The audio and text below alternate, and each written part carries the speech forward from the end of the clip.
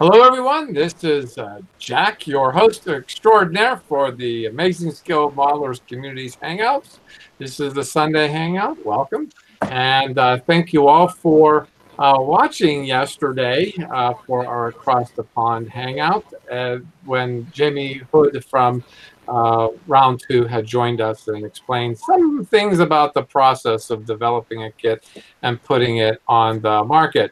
And it created an interesting stir that I didn't expect. This is Cultman TV, who has also posted the required pictures for him since he is a hobby shop of the new Star Trek Discovery TV series on CBS Access. All Access, CBS All Access. Anyway, so he was around, and we'll probably catch up kind of talk a little more about that tonight, and as well as to see what's going on people's benches and maybe talk about missing decals. So without any further ado, I have the usual suspects visiting me right now. And if you are on the watching live on the channel, on the Amazing Skill Modelers channels, live chat is open. And just start asking questions if you got anything you want to discuss or have any answers to. And so, moving on, I'd like to say hi to Buck. How you doing, Buck? Hi, Buck. Cool. I'm a surprise, huh? You caught him off guard. See. No, very cold, guys. Very cold. It's been a long day in the snow, so I'm going to fix it. But not much. Kind of breaking up there.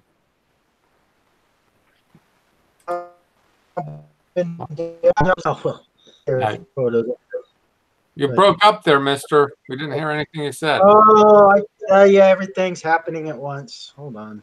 Get away. So, work continues on the C-117. I've started the landing gears. I've got all the weathering and the decaling done on the main body that I'm going to do for now. And starting to work on the engine pylons. So, for right now, I did an all-clad jet exhaust part and the aluminum for the jet fan and the engine cowl. So now it's just the intake. And now I'm just masking off the all-clad so I can do the atrocious seam work. Let me see if I can give you guys a shot of that one. I don't know. Showing up any? Yeah, I can see it. Yeah. Oh, yeah. So, lots of seam work with this kit. But it's been fun getting there, getting ever closer. Then I did get some pretty cool kits from my dad last week. One of them I'm looking forward to building is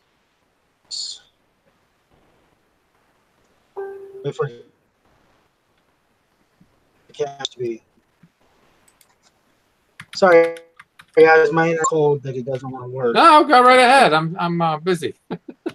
So that's the sea view, and the actual date on this one's from 2001. Got that one. The eight window pilot movie one. Yeah, I think so. 2460. Yep. And just open it up real quick. Yes, I am gonna like this one, just because they asked for it. But we haven't taken it out of the plastic yet, but that thing is small. So it'll be fun. Nice. But you'll have a bit of fun with the getting the windows to fit. You broke up, Randall. You'll have a bit of fun getting the windows at the front to fit. Yeah, they're just molded in plastic. There's no clear parts to it. So no clear parts, no. Oh, that's unusual.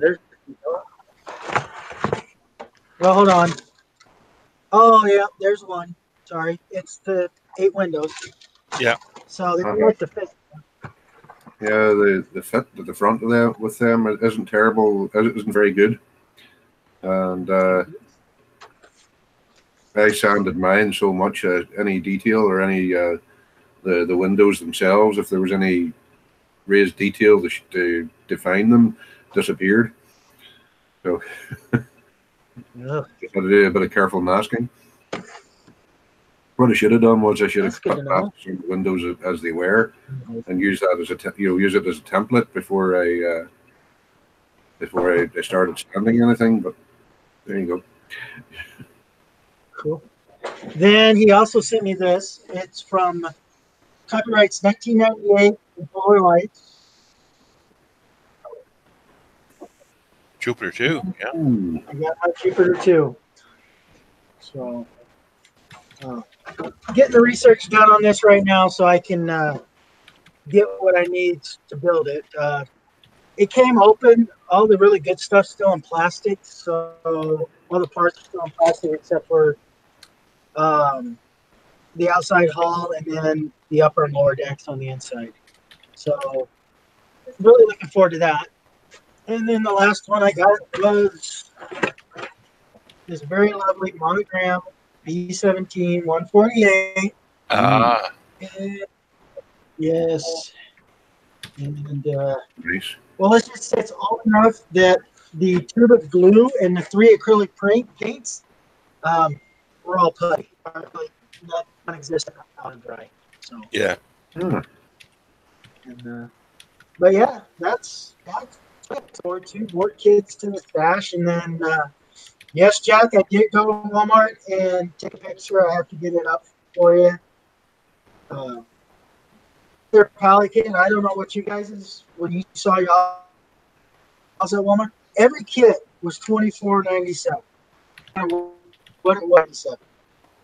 I can go to the Hobby Lobby and get like the Ghostbusters Ecto 1 for $15.99. Oh, so they do have it? Did you take a picture of the end cap? Yeah, well, not the end cap. It was a four-way display. And I tried to share it on MeWe, but for some reason, when I take new pictures, the program's not reading it. So I'll have to get it onto my computer and then I'll upload it. So, but yeah, everything was $24.97. It didn't matter. Everything was $24.97. So I'm clearly living on the wrong side of the pond here. yeah. I don't think Walmart's offering the same thing up here either. So, Right. Well, I just now, just as Mr. Buck was talking there, I put up the current community cover for the Facebook community, and I'm sure that Randall will like it. Okay, share. Come on. Wow. 2 in 1 month, Randall. Yeah. It is. Oh, shoot. I don't know what happened here. All right. Nice. Not responding. Google Chrome not responding. How you like that? Can you see me? My picture moving? yeah. Yeah. Toss my head around. I don't know what's happening. Oh, well. Moving on to Jim. How you doing, Jim? Right now. I'm doing fine there, Jack. Yeah, well, I've been plucking away at this slowly today. I'm down to my 4th plank, at least on one side, anyway. Mm. On my lifeboat. Nice. Mm-hmm. So it's starting to take shape. I find I have to change the method of clamping as I've gone farther up the hull. It just reacts different, and the way I was clamping one at the beginning doesn't quite work as I get farther up the ribs. So every plank is turning into an experiment and a challenge as I work my way up. Basically, it's an AMT kit. Oh, did I say that out loud? I'm sorry.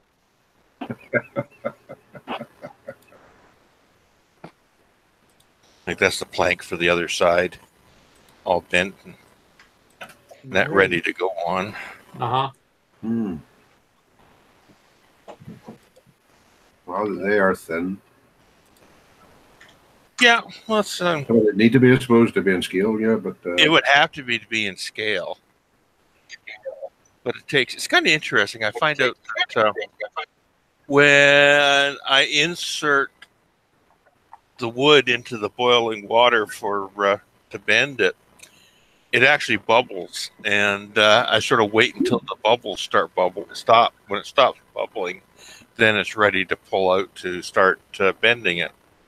It's like all those cells in the wood are full of air, and it's replaced with the hot water, and that's when it starts to be soft enough to manipulate. Hmm. So that's been rather interesting. I've never seen that other recorded anywhere, but that's what I found anyways. But once you insert it into the boiling water, which I have a nice metal cup that I fill up with boiling water to work with from here.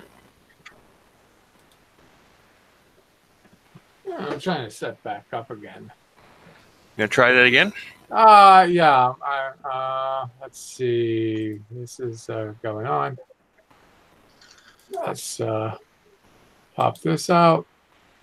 Phil, stop in, Phil. He's on the live chat. So who do we have here? We got George, of course. Hi, George. Hey, George. Ken. Hi, George.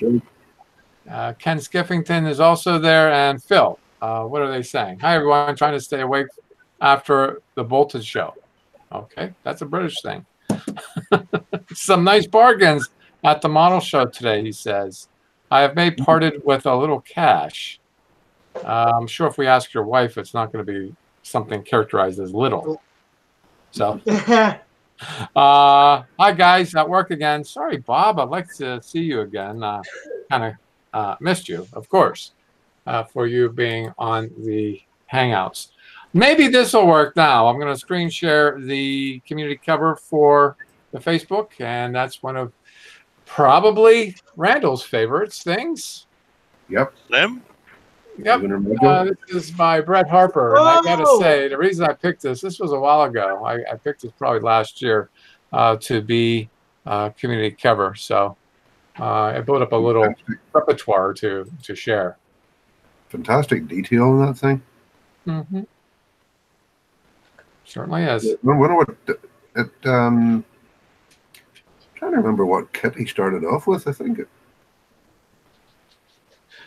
I just know if it's a kit, and it's a very rare kit. Yeah.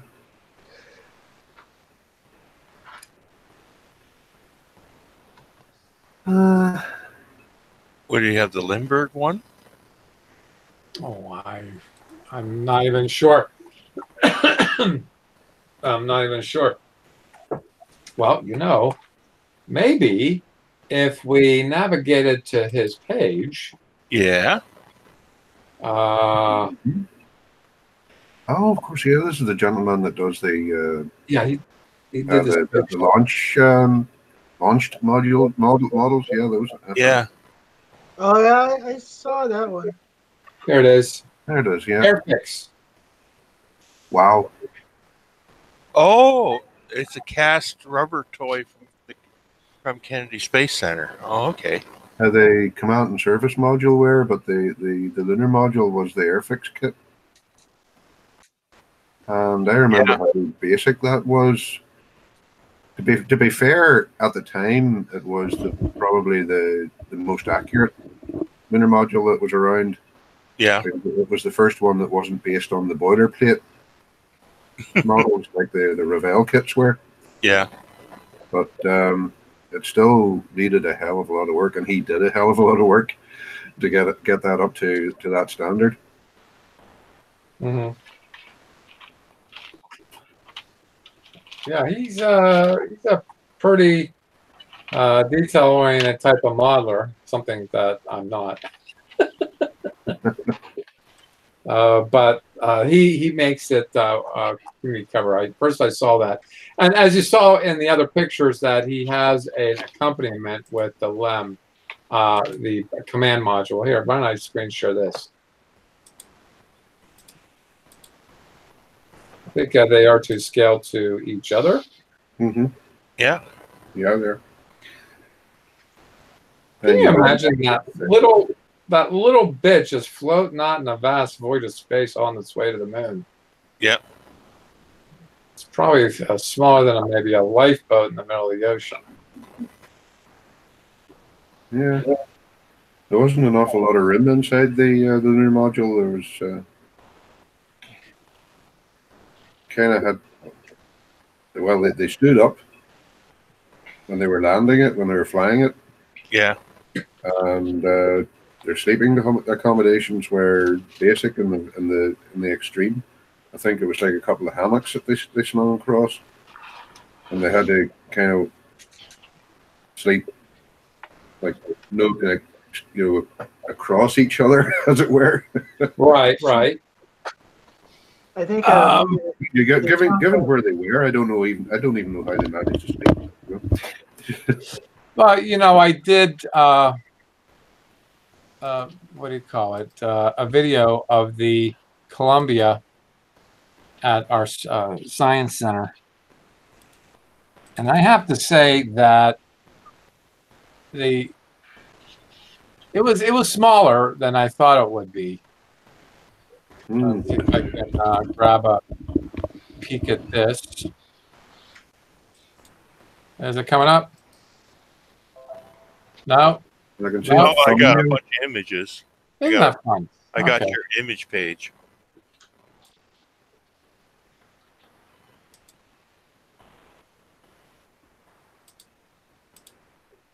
I know the interior volume or something. There we go. Very similar to some of our smaller cars, British small cars, not American small cars. I mean, like you could nearly put 2 Apollo capsules into one of those. Right, right. Let's see. Oh, they're out. There's the moon in a 910.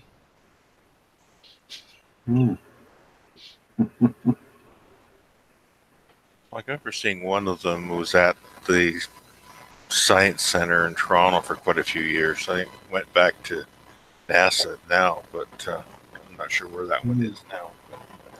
That almost looks like a apartment door in New York City.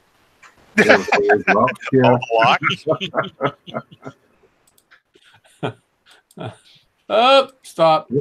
Yeah. I don't know if y'all saw that. Time tunnel. My control room skills are not the best. Let's see. Hi, Frankie B.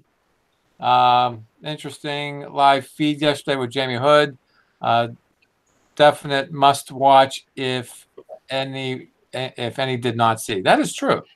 That is true. It was actually I was very impressed in how smooth it went, for one, and two, Jamie was very generous with his time as well as the information that he offered us. So, Randall, there is something else I want to see if I can screen share here.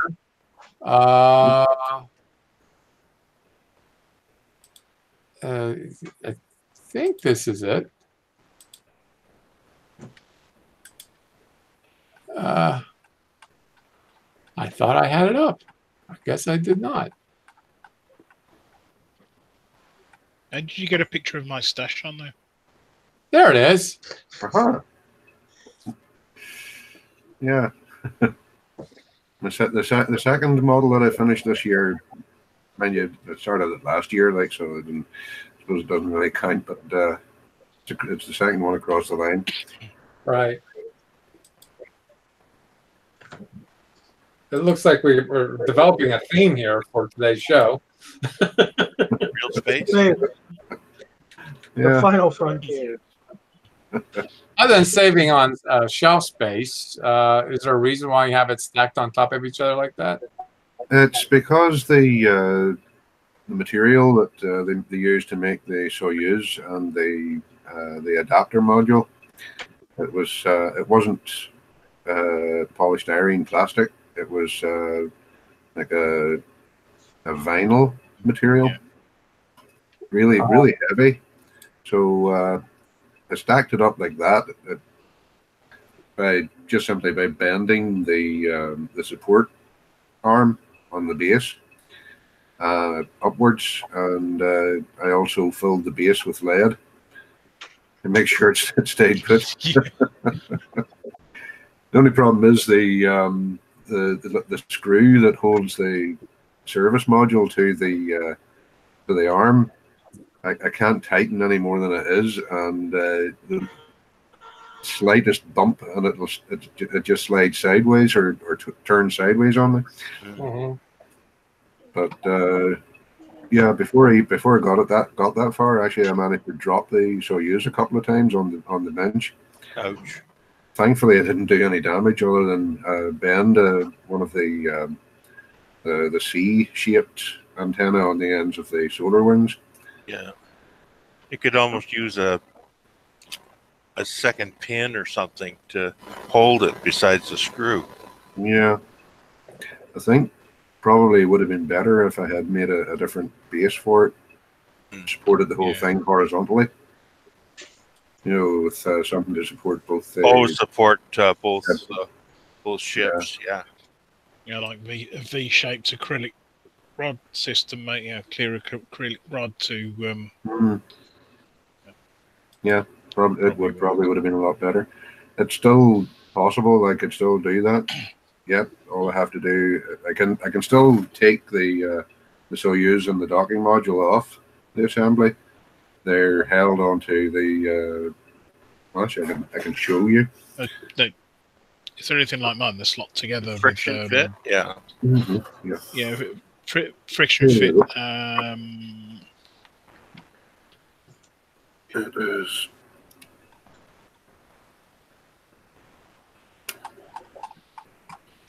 Yeah.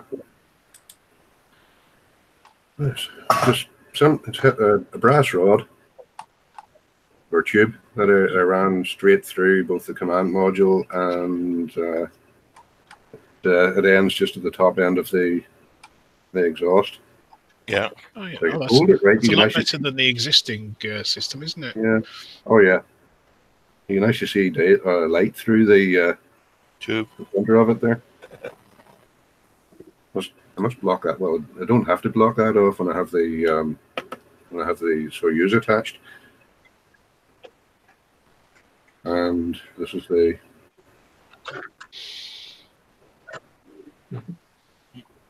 Soyuz with the docking module. It's almost like a reverse of how the original mission went. It was the Apollo carried the docking module up, and then they met the Soyuz in orbit. In my case, I have it stuck permanently to the Soyuz. The docking module was contained within the Lunar Module shroud, as it would have been. That's right. Yeah. So it had to turn around and dock with it and pull it out. There's also a popular myth that the docking module was so that neither side had a female receptor for docking, but it was actually because the Soyuz ran on an oxygen nitrogen mix of air, and the Apollo ran on pure oxygen at a much lower pressure. So the docking adapter was so the crew from the Apollo could meet the Soyuz crew without suffering the bends, essentially, and without cross mixing the atmospheres of the two craft. So pretty much all the meeting, every meeting, every handshake, everything they did together was done inside the docking module or inside the Soyuz.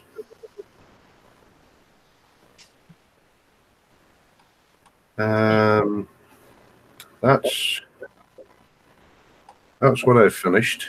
And I've also made a start on another craft, spacecraft. It was just after yesterday's hangout. I was sitting twiddling my thumbs thinking, what will I do next? Looked around, saw the big box, and made a start on the Discovery. Discovery. Mm-hmm. Deliberately leaving the hood unattached. So when I get around to getting the aftermarket docking bay and cockpit, I'll be able to light them, keep the battery and switch inside, and just leave the top loose, so I can change the battery. Comes together nicely, doesn't it? It does, yeah. Looks like a pretty good fit between those two pieces. There is, as it sits, there is a slight gap. Slightly wider gap up here than there would be down here because it's not glued together. But I think a very slight bit of sanding, and the fit should at the back end of the module here should make it fit better. That's the front end, and also I made a start on the back end.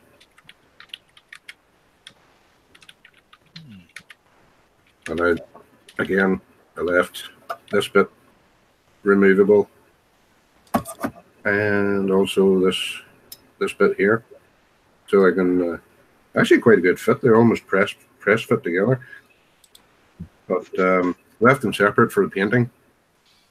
It'll make the painting and the masking a lot easier. Mm-hmm. They're separate. And of course, what I'm not looking forward to is doing all 60 of those modules that were attached to the spine. Only 60? Yeah, I think that's right. How many it worked out to be? 60 of them, and all but maybe 2 of them are made of 5 pieces each. So that's going to keep me going for a while. It'll give me something to do. Any of the downtime, any downtime from anything else, I'll just go back and start gluing pods together. All right. Yeah, I'm actually looking for a immediately photo, but I'm still working on it. And in the meantime, how are you doing there, Phil? Yep, trying to stay awake. Oh dear, that's It's right. been a You are long 4 hours day. ahead of me, and you're already past Yeah. midnight. Half past midnight. Alarm went off at 5 this morning, Uh-huh. so we could get ready to get up to Bolton. It's about 2 hours up the motorway, and through all the lovely roadworks and that. Yeah, it was a very good show. It's always a good show, the Bolton show. But it's very good for the traders, because there's always lots of bargains up there. And I thought I'd share a little the things that I picked up today. I picked up that, which is just the three Enterprises one. That's the one with the wallpaper decals. So they've got the Aztecing decals on there. They're only little, but they're that was £12. I think it was down from £27 or £30 or something like that. That's the wedge shaped box that they did, or is it one of the newer flat boxes? It's the flat box. Oh yeah. It's got the 3 of them. It isn't the was it the 6 Enterprise set? It's the 3 Enterprise set. But I couldn't pass that up at £12. Oh no, it would have been rude not to. It would have been, yeah. It would have been churn up to.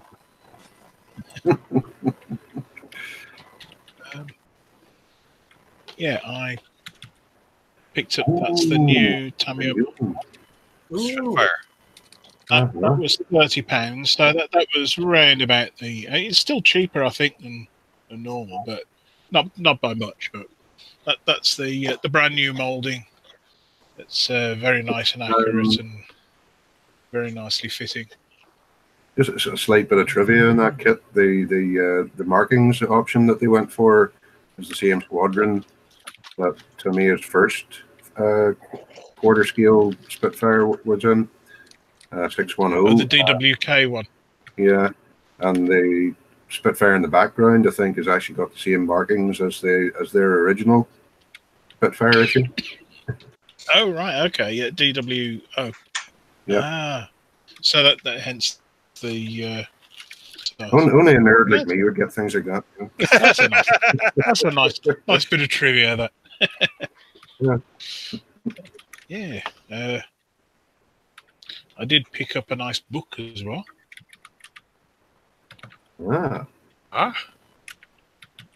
This is full of lots and lots of color profiles. Lots of nice camo schemes to choose from in there. I'm just trying to see if I can find it. There's an interesting one. I bet I can't find it easily now. Because that's me. Looking at all those wheels on those Panthers, it kind of reminded me of why I didn't like doing tanks. Yeah. Well, I'm a glutton for punishment. And I'm one of those people that likes the individual track links as well. So I don't know what that says about me. Sorry. So talking about individual track links, I've got to step back a bit. That's actually Tiger 2. Tiger 2, yeah. Yeah, that's the Hobby Boss one. That has a photo etch in it, individual track links, and it's actually very nicely detailed. And that was £18. So that was. So, hey, Phil, can I ask you a question? Yeah. I kind of understand the pounds thing, but what would that normally go for if you were to go to a hobby shop to get it, one of your local shops? That was half price, so that would be. Was it about £36? No. Damn. 18. At that price, I would have bought that.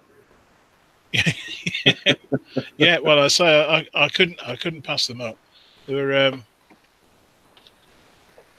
the odd table purchases I made as well. People who sort of had kits and never built them. And there's that one, which is the Tamiya 48 scale Jagd Panther. And that actually that's got some extra bits in it, and that went for £14.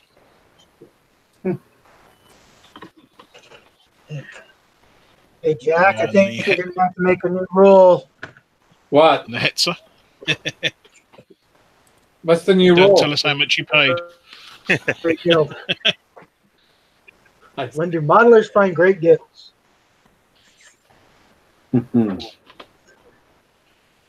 Okay. Just thinking of something else there. When I go, I hope my wife doesn't sell my stash for what I told her I paid for it. Ah, yes. Yeah, there was someone saying for what was it? There was a thing on Facebook and saying for an extra £10, I'll do a receipt for you with the price that you're going to tell your wife you paid for it. And I picked that. That's another £18 one. Oh, it's wow. not such yeah. It's not such a complex kit. It's a bit more basic, but at £18, a 35 scale Nail. one. It has those tracks that are supposed to be gluable with regular polished iron cement. Yeah, I was looking at those. I'll probably get away with them. Yeah, they don't. They look like vinyl, but they're a bit stiffer. Yeah. It's interesting. So, you can find the male version a lot more easier than you can find the female version. They actually had the female version as well, and the hermaphrodite, which was like one of them was a male, one of them was female. Yeah, it had the gun on one side and the machine guns on the other. Yeah. Years ago, I got the 72 scale version of it, and that's as far as I got. And it was the tracks that beat me. They were those supposedly glueable tracks, but could I get them to stay down with anything? Yeah. Is that that's the same kit company, Emar. company? Is that? Oh, is it? Okay. Right. Look at that horrible mess at the bottom of the. Ooh, thankfully, that was by the mud and everything, but. Well, you know the cure for that? Yeah, lots of mud. Making it muddy. Mud or fasten it down to a base. Yeah. There's something else I picked up the other day, which I thought might be useful for modelling, but although I'm not entirely certain how useful it would be for modelling, but... Ooh. Oh, it is very useful. Yeah. If you get angry, you'll teach it a lesson. Yes. Yeah. good for doing the heat. But on the lowest set, I was going to say on the lowest setting, I think it might be good for heat shrink, and I'm just wondering whether you're using it to melt this solder paint. Ah, yeah. You know, actually, rather than trying to stick a soldering iron on it, which I keep every time I touch a part with the soldering iron, I move it. Yeah. And just thought that might work. Solder paint, you just paint it on the part and then touch the heat to it? Yeah, you dab it on and it's like it's actually it melts onto the surface. They do make a heat gun. They do make a heat gun for using that stuff, but it's a heat gun with a very fine tip on it. Huh. Yeah. Almost sounds like soldering agate do then. Yeah. I did try using this, but the cap's in the way. Yeah. Oh yeah. But that's a much gentler flame. I don't know if you can see that. Yeah. But so this lid unfortunately the cap doesn't go back far enough. So that's the pretty much what I picked up today, which was more than I was expecting to buy, but a lot less than I was thinking I would be spending. So I don't know. That's a win-win for me. Okay. So moving on. On the live chat, Carla showed up. Hi, Carla. John Pohl showed up. Hi, Styrene Junkies. Yeah, if we can inject it onto our veins, we probably would. So, hi there. And of course, Bob stopped by and left already. He's at work, so he took a break with us. He said that B-58 is rolling along. He's getting a Lamborghini. He bought 2 kits this week, a Lamborghini L5000 from Tamiya and a Monogram 48 Ford. So both of those would be actually of interest. I mean, I will share this momentarily. I'm going to share the MeWe community cover since I don't know. I just had to get Brian here. I don't know what Brian is doing. He's not here today. He usually is, but this is his what he says his first grunge build. It was fun to do because he didn't have to. Looks like my first car, that does. Yeah. Mad Max special of some sort, yeah. He didn't have to pay attention to the paint. And here it is. He said here, first, the fit of this kit was perfect. I wish I had another to build as a factory stock Super B. Anyway, this is my first build that isn't all shiny and pretty. I will say it was pretty fun. No build something, and have. Well, he didn't have to be careful about the paint or getting glue in places, and where it didn't belong, and it didn't have to make it perfect.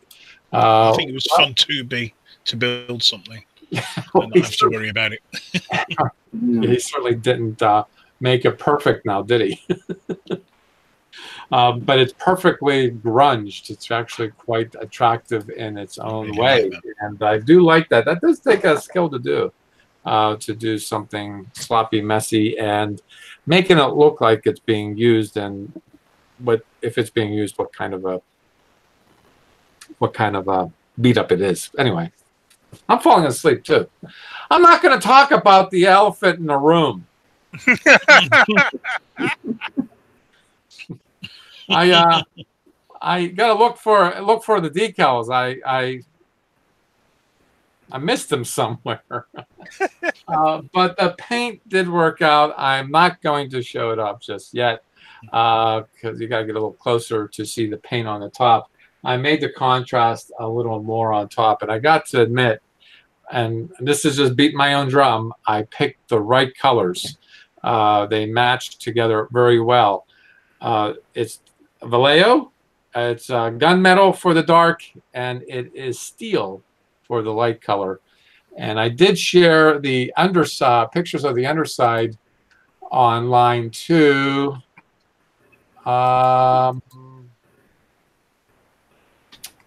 Let's see. Not that it's important. It's just when you do see it, the masking that Lou gave me worked out perfectly. Again, I just let it sit overnight. I masked it. Took a whole day Saturday to mask it, and I painted it this morning. And even that, the adhesive on the mask is pretty weak, which is good. It doesn't pull off any of the paint. It doesn't pull anything off, not even dust. It's almost like a weak form of Post-it notepad. But boy, does it like to stick to itself. That I have discovered is what it's about. So moving on, I had posted a picture of a Walmart end cap, and there was someone else who posted on another group in Facebook of an end cap. This was his end cap. This is all Star Trek and Space 1999. And mine was more suited angled at cars. It's down here somewhere. This is why I like Facebook. You have to go through the whole darn thing to... Here it is. It had some Star Trek in there, and mostly cars, pickups. I was actually surprised to see pickups and some planes and boats at the bottom. But it's just amazing to see Walmart having stock some model kits. So needless to say, I had to indulge. I think this is my 5th kit that I have in my possession of this. I plan to light them. In fact, the other Star Trek kit is the 1000 scale Defiant, and I am going to be lighting that. So I'm making it a goal over time to build these things really nice and light them. That sounds like a hard thing, but we're talking about a model not even long as this nacelle. It's much shorter than that. Small stuff, working very small. In the summer, I'm going to be building cars, and I've got a car up there that I want to build, a 64 Pontiac GTO. And I also want to build this in the summer, and I also want to build this, my first dragster. And I do that in the summer because I can use automotive paint, and summer is a good time to spray outside, not right now when it's below 0. And I also am indulging myself by getting this. I'm not so sure I want this, but I got it anyway. This is the small kit, and also the Hawk. Yeah, I try watching that. Hawk is the accurate one. Yeah, I try watching that show. I cannot get it. It's like to me, it's like watching Masterpiece Theater. It's not very. I'm not really into that. It definitely hasn't aged well. Oh, that's true. Not just in the fact that it's like 20 years past the date. Right. So still there. Somebody got something wrong. oh, Carlin joined us on the live chat. Maybe I can entice him on like I did you, Phil. Things are fine, Carwin. How are things with you? I was watching the yesterday's Across the Pond Hangout just to critique myself, actually, because I thought it was kind of like, I don't know, I thought I was being really hard on him for no reason. But he answered some tough questions there. What did you guys think? I mean, everybody here, I would think, saw the video, and two of you I know were there. What did you think of the whole thing? I thought it was interesting. Yeah. Hearing what he's got to say, it's a different perspective. I mean, we always look at it from the outside in, and to get somebody from the inside and that and saying, and but I can fully understand what he talks about when he talks about, basically from the time they decide on a certain model that is 2 years before it reaches the shelf, I think. I can understand that. 1 to 2 years. The Katinga took 2 years. That's actually pretty surprising. But at the same time, maybe not. I don't know. No, I can understand why it takes that long. But it's so that was the thing that stuck with you was the. How about you, Randall? What stuck with you? Actually, I was kind of surprised he was so willing to show the new the STD models, and show so much of them. When he showed the STD models, I want to call my doctor and get some ointment or something. Yeah, for our viewers at Star Trek Discovery. Yeah. The track show that's not actually Trek. Yeah. Well, our show by another name is more Trek. According to Jack. Yeah, according to me. So your mileage may vary. So that's what really stuck with you, is that he was so forthright and willing to show. Yeah. I thought like they would kind of like to keep these things more under their under wraps, and until a bit closer. But that was pretty good. Of course, by the time I got to the end, I think all the good questions were already asked by everybody else. So all I could ask was, "Where's my Galileo shuttle?" Yeah. Well, it's actually funny you should say that. Carwin on the live hangout said that he didn't duck any questions. Wait till he shows the Akira. Everybody's got their wish list. It's actually pretty funny. I didn't want to make it to be about a wish list. I don't think he wants to hear that necessarily, when that's what he's hearing. He can't promise anything. But it was just funny how Carwin's saying, "You are going to do what I tell you to do. It's already been decided. It's already been talked about. You're doing what you're doing." There you go. Anyway, how about you guys? Buck, Phil, did you watch the video? I haven't seen it yet. I haven't seen it. I haven't had the chance to. I'm hoping to catch up with it tomorrow, but obviously that's too late for our purposes here.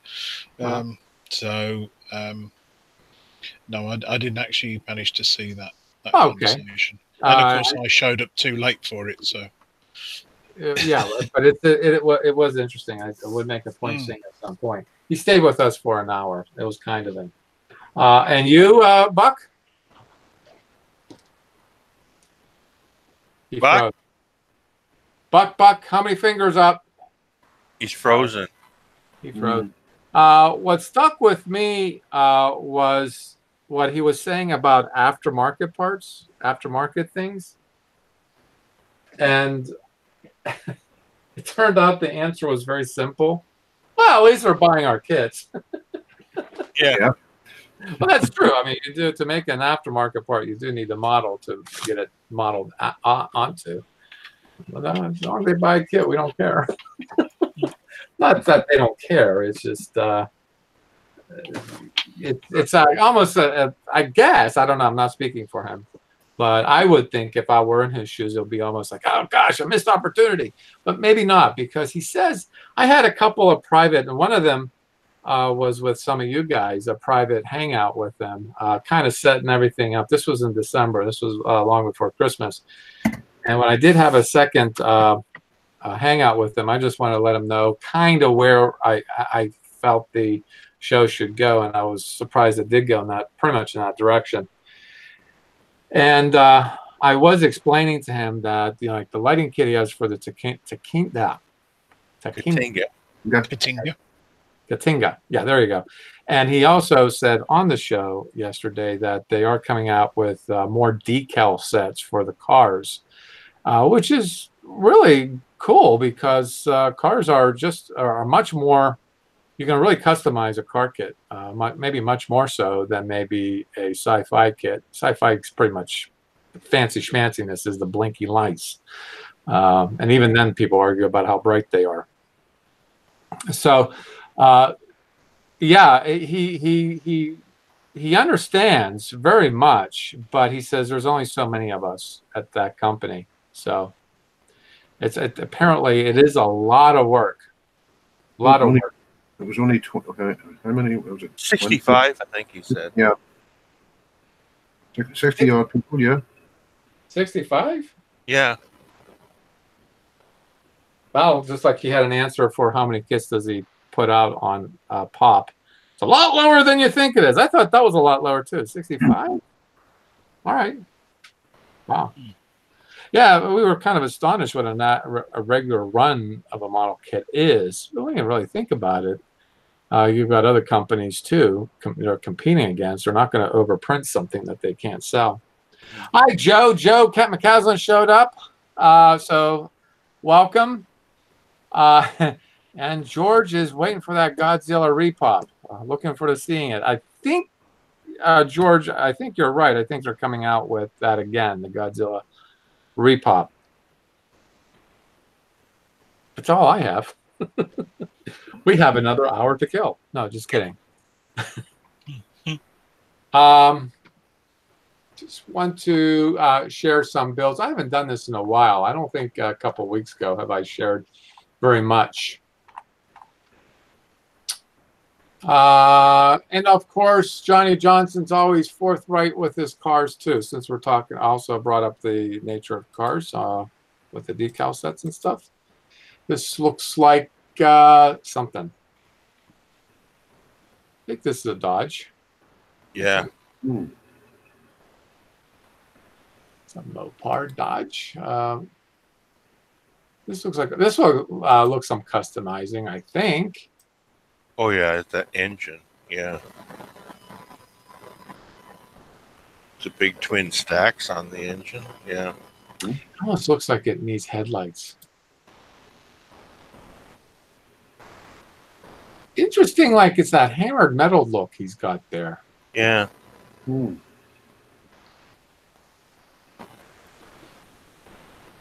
Very clean.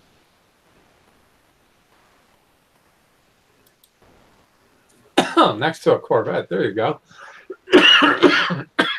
That looks like closer to a 76, maybe even a 78 Stingray.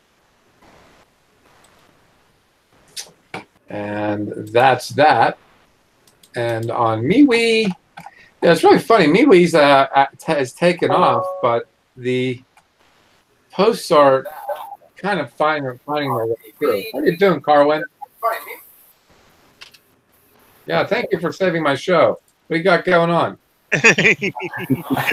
I've just finished doing what was supposed to have been a 60-minute live stream, which turned into an hour and 45 minutes.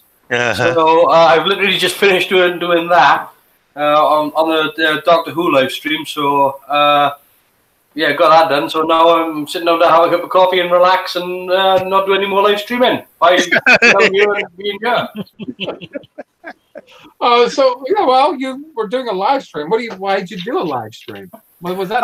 Well, it's I do like live reviews of Doctor Who, of the shows, and talk about where the show is and where it's going and stuff like that. It's good for it's nice to do it live because people get to respond and join in and give feedback, on what they thought of what's going on and things like that. So it's nice to. I was doing sort of 10-minute reviews, but then obviously I had problems with my PC and that buggered up, and it's difficult to edit stuff now. So it's much easier to actually just do a live stream than it is to actually edit a video. So I need a brand new PC, unfortunately. So yeah, and it's good fun. And like I said, you get live feedback when people can tell you what they thought of what happened in the episode and things like that. So but yeah, this week I thought I would do I done the New Year's Doctor Who. What I done was I had the episode playing, and I was talking about the episode as it was playing. So, and it's a 60-minute episode, of course. So that was an hour, and then of course where people were chiming in on the chat, then it just went on for another 45 minutes. So, but it was good. It was good fun, and it's good enjoyed. I'm going to do Discovery next. So, season 2 of Discovery, yay! I can just hear the excitement coming out of you. Oh, yeah. Me too. Me too.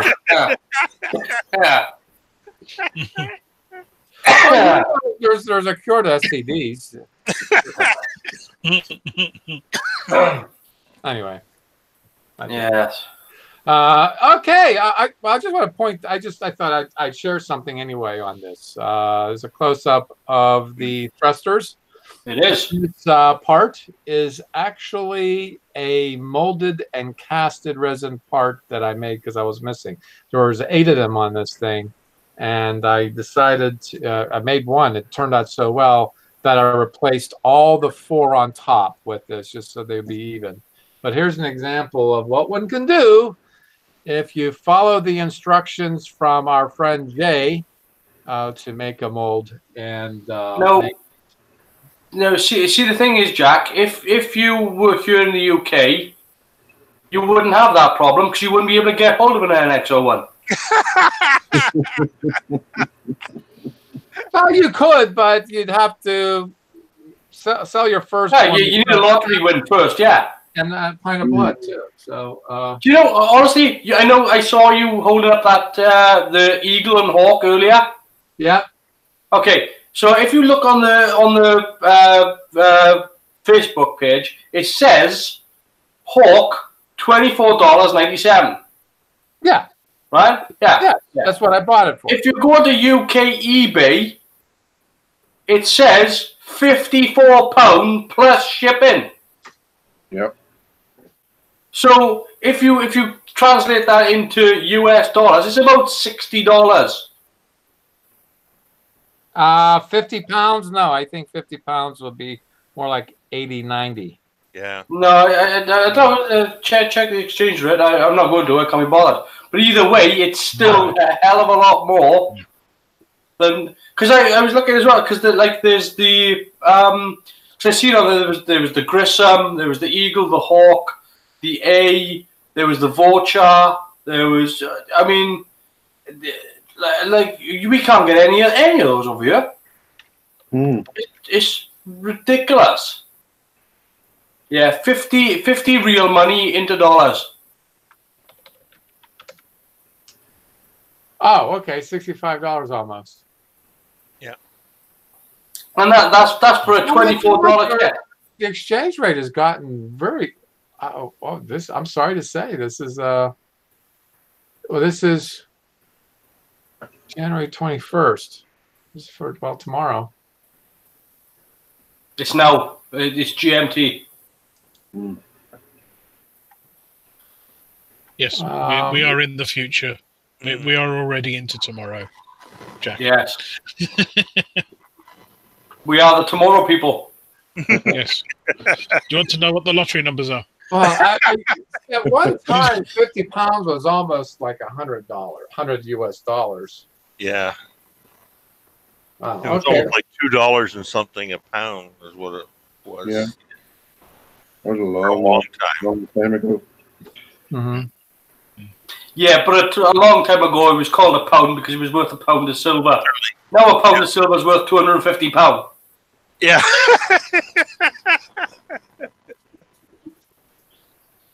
Okay. £2 would have been a week's wages and extra money. Oh dear. That's my complaining. So what did you take away from the hangout yesterday besides you enforcing your ideas of the Akira? Well, I also enforced my ideas on Serenity as well. On the Firefly, yeah. Mm-hmm. Okay. Look, Yeah, the guy didn't have to show up, honestly. The So what? the fact that he turned up to begin with was a win. The fact that we were chatting with somebody who I tell you what I thought was amazing. Well, I didn't realize how small round 2 was. When he said how small, when he said there's about 35 people working at the company. 65. No, 35. 35? I thought he said 60. No, 35. He's a company of 35 people, and I mean, obviously you get people in now and again for licensing and things like that. But yeah, it's 35 people working at Polar Lights. I mean, that's a lot smaller than I thought it was going to be. But then again, we're talking about a company here that is dealing with, you know, they've got the molds. It would be interesting to see a video of how they actually operate with actually going around, sort of making the models, packing them, stocking them up ready for shipping. Well, That would be interesting because I don't know whether or not they actually outsource the actual molding. No, Carwin, all that stuff is done in China. That's what I mean. I don't know. They must actually outsource those sorts of things. Well, probably the plastic injection molding they have a third party probably for doing that. They're using some plastic company, injection molding company to do the actual. I looked. You can actually, if you go to, there is a company in China whereby you can actually hire their injection molders. Mm-hmm. So you can actually go in there and actually, if you wanted to make your own kits, you can actually sort out your own molds. Go in there. It'll cost you a certain amount of money, and then you can go in there and use the injection molders. Yeah. For however long you pay for it. Well, I'm just showing briefly the Round 2 YouTube channel, and every month they put a review out of what they have new that month. Chad here is actually pretty thorough. He's actually very knowledgeable of all the things that he shows off. The Johnny Lightning, as well as slot cars and model cars, Star Trek, and the like. So I would encourage anyone who's interested in the Round 2 channel and the models to check it out, because there's always something new. They're very big on diecast. They do very good business on diecast too. Yeah. That's a lot of the stuff. I don't know how much Jamie does that sort of things, but he did say that there are people who do the cars. He's not the one to do that. He's a yeah. But he also didn't seem. Not that he didn't seem knowledgeable of it, but he was. I don't think he was quite aware of just how tough it is to get a model in the UK. Yeah. Yeah. He seemed kind of taken aback by the fact that we were like, you know, you can't get hold of these models. Mm-hmm. You know, if you can find yourself, it costs a fortune. I think if you guys can find a distributor, I would think they would be. But there is really only Amarang. What? There is really only that one company that is the distributor. Well, go ahead, be a distributor yourself. Yeah, well, again, that would be the problem. Is I'd be a hoarder. Well, no, that's not what I mean. I don't know what it would take for you to get a whatever. I have 5,000 orders of the Enterprise A, and they are not leaving my garage. I don't think it's 5,000. I don't think you'll even get 50. But my point is my point, and I said this to Liam. Now, without saying too much, there are some problems going on with Patreon, and there are people taking steps to circumvent Patreon by doing their own thing. Yeah. Their own pay, whatever, what Patreon did. And I would be very supportive if I were in the UK, if there were models that were very hard to get them. I know AMT and MPC and MPC, AMT. Bandai. No, I'm talking about the round two brands. Oh yeah. No, but I mean, like Bandai is another one that is difficult to get. Yeah, because it's interesting because if you go to Hobby Lobby here in the States, you go see Airfix, they're all American planes and whatever else. And I'm sure in the UK you do have both, but it's probably majority British or German World War II airplanes if Airfix is doing that. But my point is usually a good mix.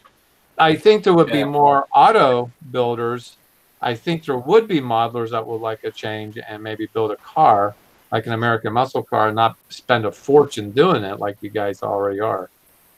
I mean, like we get brands like Revell. Germany's pretty good. Just to give you an example on pricing here, you know the Revell Enterprise, the Revell TOS Enterprise. Yeah. Yes. Right. In the UK, we could get that for £22. At the same time, if you went to get, say, the Excelsior, right? They done the repop of the Excelsior. You cannot get that for love nor money in the UK. And if you do buy for money, then you're talking £53 plus £20 shipping from the States. So you're talking £70 for a kit that's about the same size. Mm. I mean, there's a £50 price difference there. I mean, it's shocking. And the thing is, it's like I was looking at. I seen an Excelsior on eBay, and it was a brand new one. It was £35, but it was £27 shipping, and that's not including the import tax that you might have to pay as well. Because if you pay that £20 shipping, then that's no guarantee that when it gets to your front door, you won't have a letter off the post office saying you're £16.79. Yeah. Yeah. Oh, is it based on what is that tax based on? How do they come? It's value added tax, so it's VAT. It's however it's 17% on whatever the total cost is. Oh, so if I write the customs, 21%. it's 17%. Oh yeah, 21. No, yeah. So whatever. So say you had something that was £100, then they're going to take the £100 and then they're going to add £21 on top of it. Yeah. Plus the handling fee as well. Yes. Yeah. So the handling fee plus the tax. Yes. And it'll be the one I had recently was £8 automatic, just for the handling fee plus the value added tax on top of it. All right, then you went to Hong Kong. I'm sure you bought a kit. Oh yeah. Tell me what customs was like with that. I didn't tell her. They said anything to declare. I went nope, and I walked straight through. And Heathrow Airport were very good to me. I see. So if I show up with 4 suitcases and yeah. If you show up with 4 cases of the NX01 or the Enterprise, anything, you could set up your own market stall in Slough and make an absolute killing.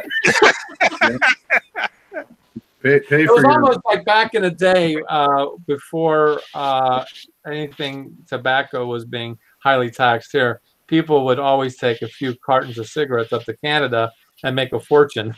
Yeah, look, around these parts, man, it's not cocaine people are peddling in the back streets, it's model kits. Yeah, people are like, I need my fix, I need my head. There's a meme on that one, that's for sure. Yeah. What a bad reliant. So that's a quality grade injection plastic here.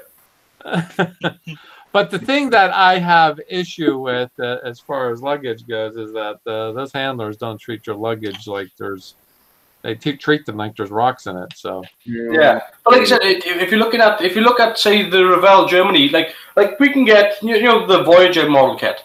Yeah, Voyager I think is £26. well, yeah, I mean, so that's what you would expect something like an Excelsior or your Enterprise A, you know, the 1000 scale one that you showed earlier. That's something in the ballpark of what you would expect a model kit of about this big to be about.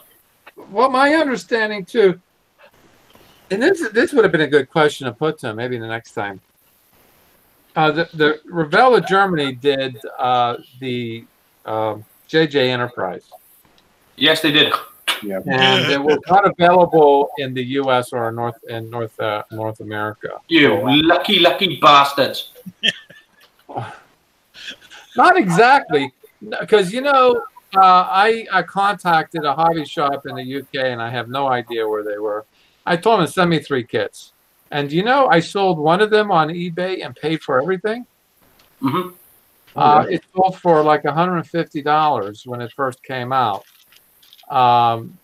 which I was shocked. And when I tried selling a second one, it came in about $80, but it was still more than I paid for it.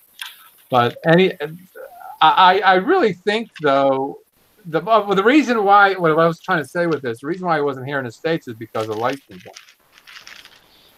It wasn't licensed for North America, which doesn't make any sense to me. But what do I know?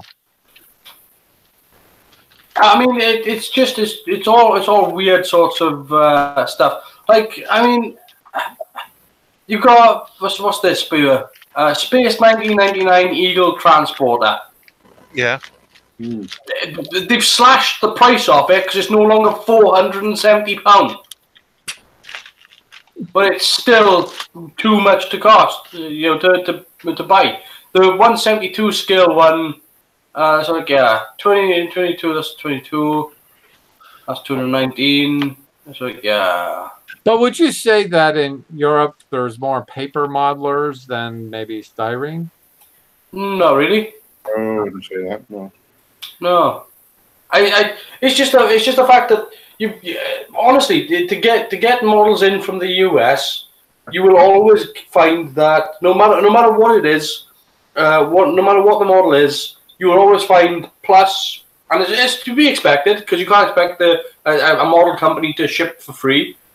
Particularly obviously, so you always expect to find whatever the price of the model is plus £20 additional shipping charge on it. But that shipping charge does not include and it says so in the description. This does not include any additional charges that may be incurred through tax and import duty, and it says it on every single one, and that's because you know it's going to happen. So if you look at, for example, right? Space 1999 Eagle here, 172 scale, the one that you showed earlier, Jack. If I click on this, there's a 12-inch Eagle.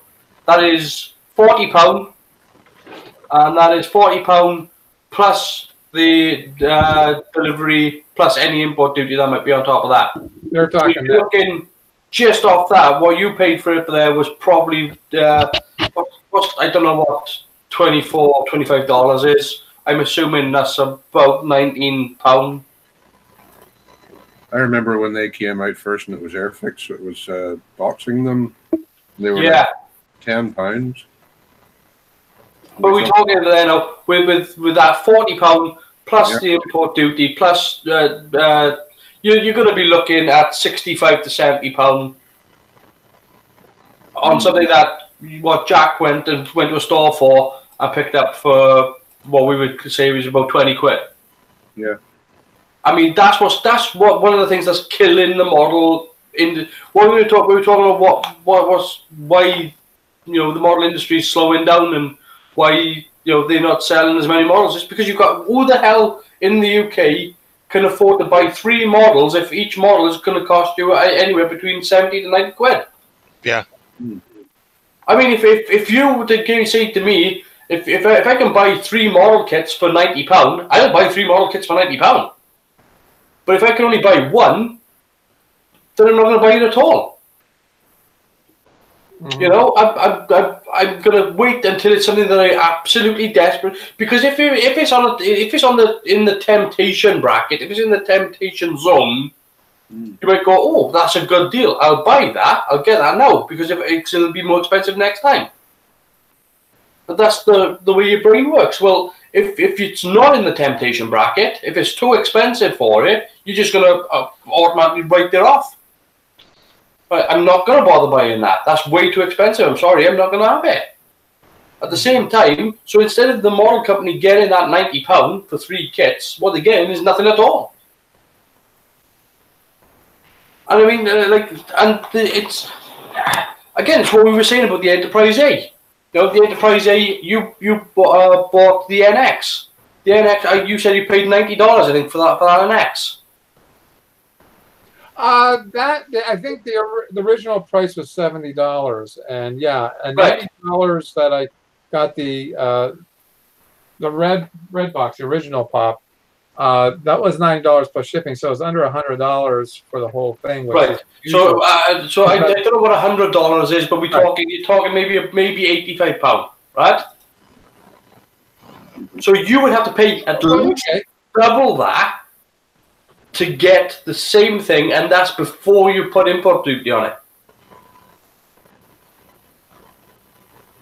Well, I got lucky with that eBay purchase because maybe so, but you're still talking. If you look at the ones that I showed you yesterday, £329 they were asking for one.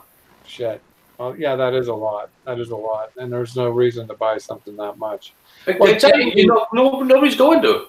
Jamie Shiner, he spent a lot of money on those 350s, and I tried helping him out with that. So if I jump on eBay now, right? No, when it comes to round 2, I think the answer is that you got to have a distributorship, and my school is if I were in that position, if I were in your shoes and didn't have this to do every other week, I would probably put a lot of effort in seeing if there could be a distributorship with round 2. Yeah. Because I mean, like if I'm looking here now. Well, what is it you have? You do get a lot of Tamiyas. But again, it's Revell. I mean, it's Revell, it's AFX. We get Mobius, but again, that's merging with Revell. So, Hornby. Is it easy to get a Revell kit? But that's not Revell. It's fairly simple. Not Revell of Germany. It's fairly easy to get a Revell kit. Yeah, you can go to most model shops and pick up a Revell kit. Like again, Revell USS Enterprise 1600 scale, £22.76. There we are. Free shipping. Okay. But at the same time, then, if you look at say the Enterprise D, Christ on a piss-in bike, it starts at £90. Oh jeez. Let's have a look here.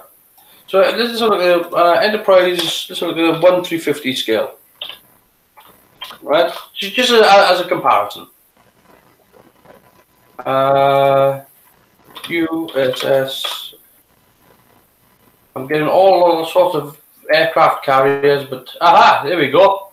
So Polar Lights. This is the 1/350 scale. This is the original series Enterprise. And this is, luckily enough, this is pretty cheap. It's only £170. Wow, shit, that would still be expensive here. But that's what I'm saying. That's what we would call a cheap kit. That's over $200.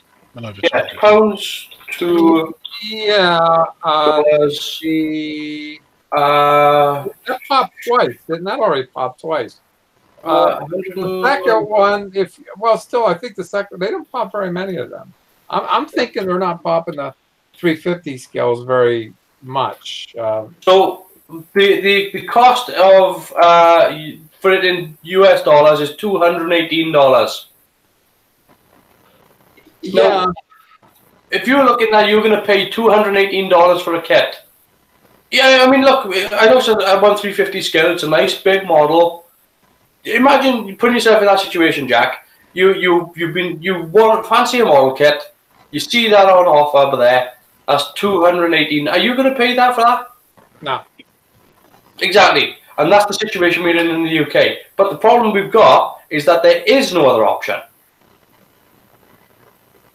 So we're constantly in that. Polar lights are going to be finding that they are what they get from the UK or what we purchase in the UK is significantly less than what's being purchased in the US. But that's not due to population figures. That's due to if you drop the proportion, straight marketing, yeah. You'll see that the UK is still going to be down because there's no way in hell am I paying like when that kit. When you see that kit on offer for the US, even with shipping, if I go to a US site, even with shipping, that'll still come in at £110. Well, so that means that I just happened to stumble across this. They want to start bids at $22, but you can buy it for $87. Where the heck is this? That's That's on a bidding. That is. It's in Virginia. Okay. There's a buy at no price of $80. Yeah, it's also an open kit too. I have issue with that. And then you have this is.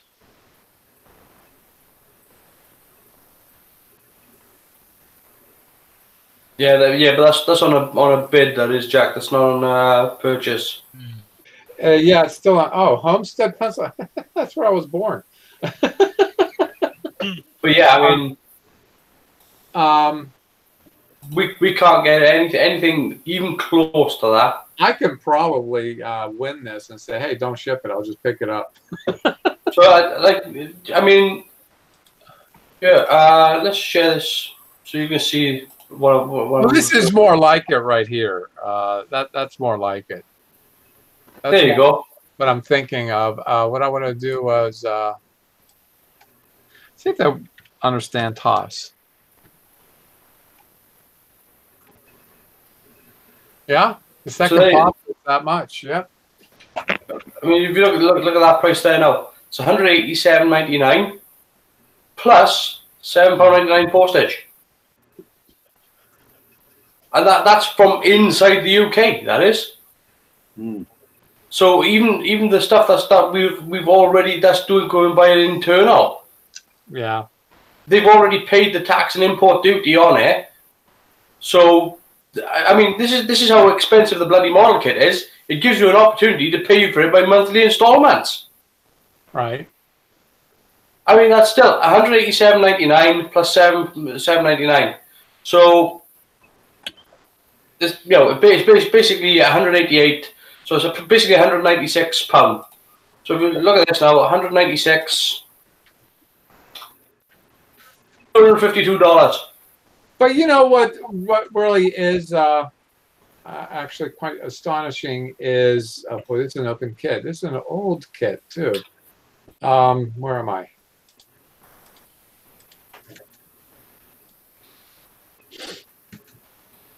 First edition of All American Sports Car. Yeah, it's a Corvette 53. Yeah. It's only, you see, it's nice, but it's the single headlight or the double headlight. I thought this Corvette was only a single, not a double. I think it's always been single, no? No. There's a version with two double headlights.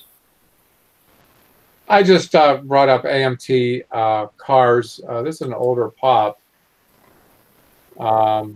Yeah, 66 Chevy Nova. So yeah, I mean, I think if you're paying $25 for a car kit, that's worthwhile.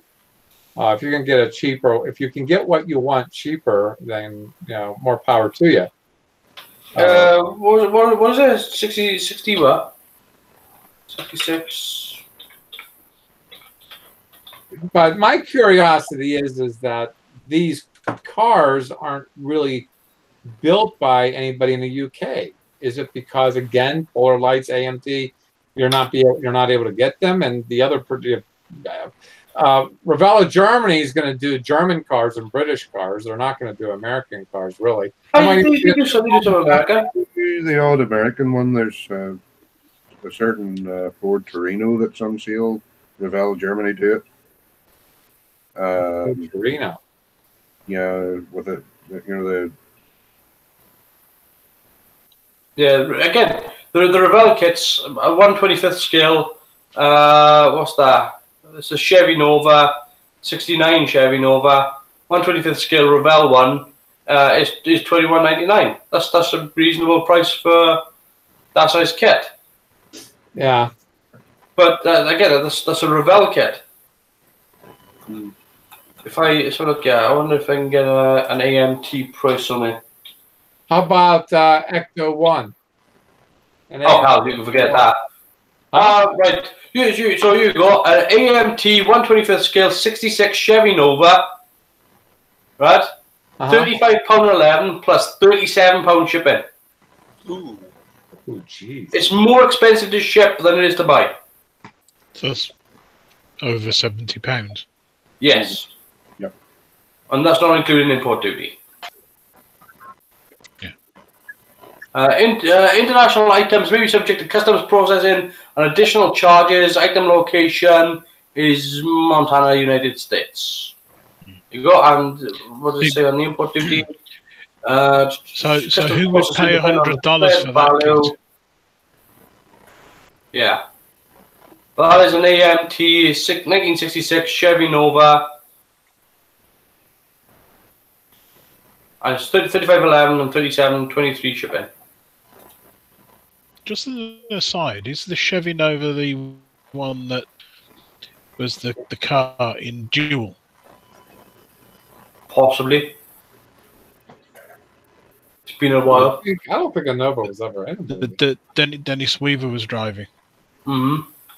Maybe. I shall have a look. Kind of looked a little familiar. I could be totally wrong, but he just sort of.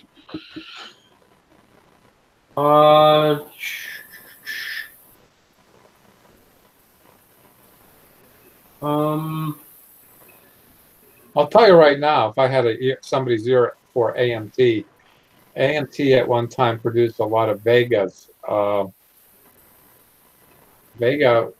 Chevy Vega, I think it's a Chevy. Those kits are very hard to find, and when you do find them, they're horrible. They're very expensive. No, it was a Plymouth.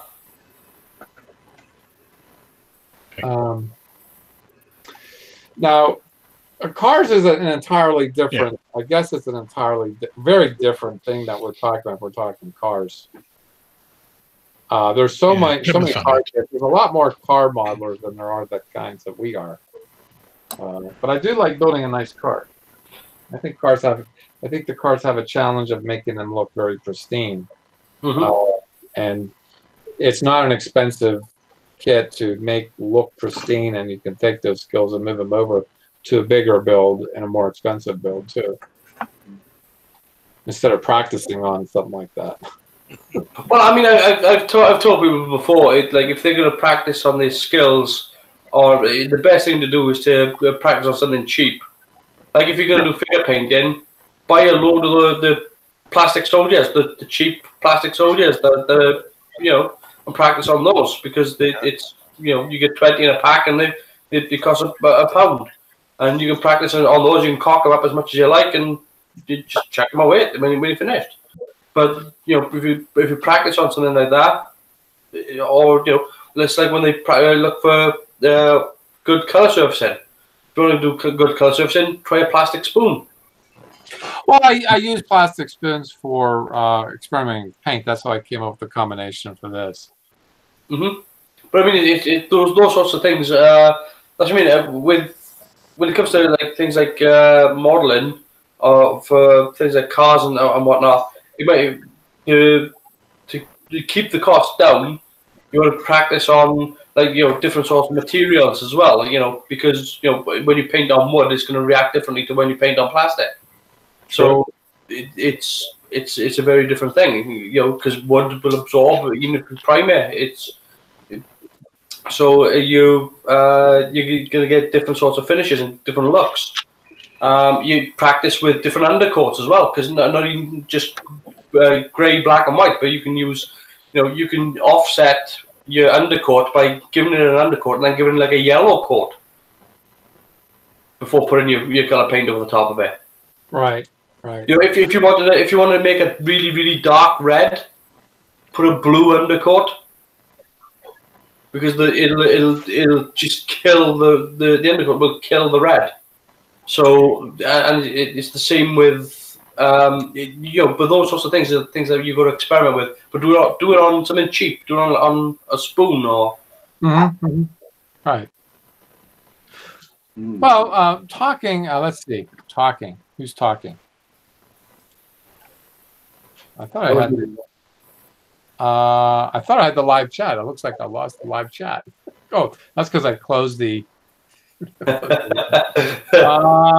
So you've been awfully quiet there, Buck. Can you add anything more on kits and as to aircraft? And you also do armor too. So.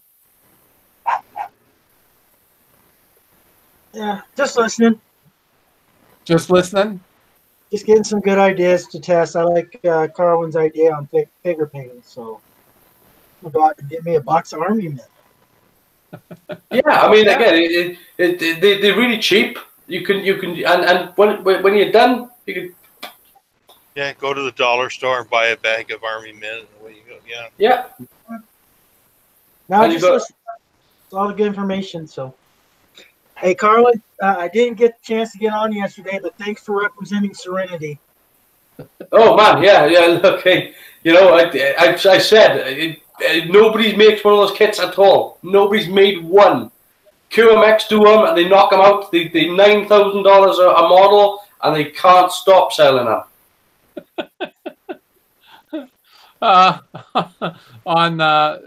Phil did ask, what is this? Oh no, Wade said, can you buy eagles by the foot? Or I don't know. This will be the. Ken said he got 18 12-inch eagles. Yeah. Oh, yeah, right. John Paul also showed up. He said shipping the candle is also quite high. It's $45 for a model car kit there. Yeah. Gee, gotta love governments, huh? Gotta love taxes.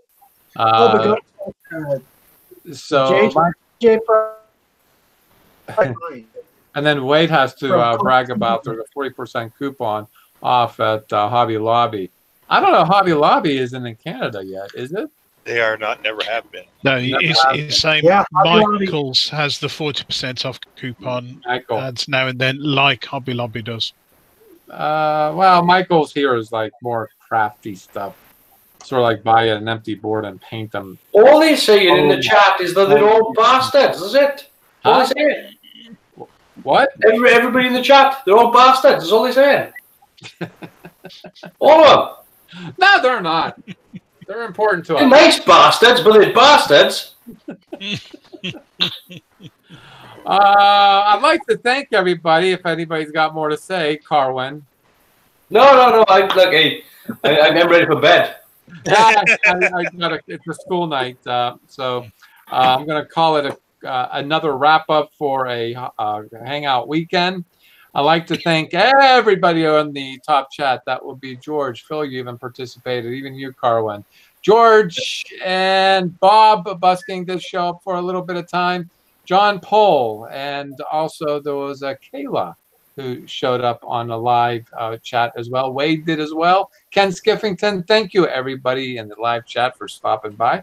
And I'd like to do a screen share of this before I say more thank yous. And this is one of my skill modeling rules.